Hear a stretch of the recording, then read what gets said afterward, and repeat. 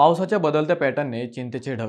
कोणत्या पिकांवर कसा परिणाम? मंडळी, यंदाच्या पावसाने शेतकऱ्यांची चिंता वाढवली आहे. मान्सून उशिरा दाखल झाला आणि आता त्याचा बदलता पॅटर्न खरीप हंगामासाठी मोठं आव्हान ठरत आहे.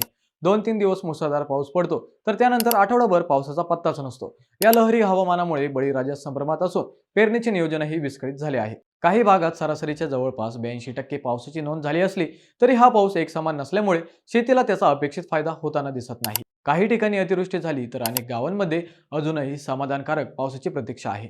आता कोणत्या पिकांवर सर्वाधिक परिणाम होऊ शकतो तेही जाणून घेऊया. सोयाबीनच्या उगवणीवर आणि सुरुवातीच्या वाढीवर सर्वाधिक परिणाम होण्याची शक्यता आहे. कापसाच्या पिकाची वाढ दीर्घकाळ पाऊस न पडल्यास खुंटू शकते. मूग आणि उडीद ही पिके सुरुवातीच्या पावसावर अवलंबून असल्याने त्यांनाही मोठा धोका आहे.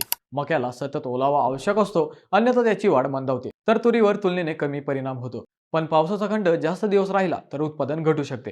त्यामुळे शेतकऱ्यांनी हवामानाचा अंदाज लक्षात घेऊनच पेरणीचा निर्णय घ्यावा, असा सल्ला कृषी विभागाने दिला आहे.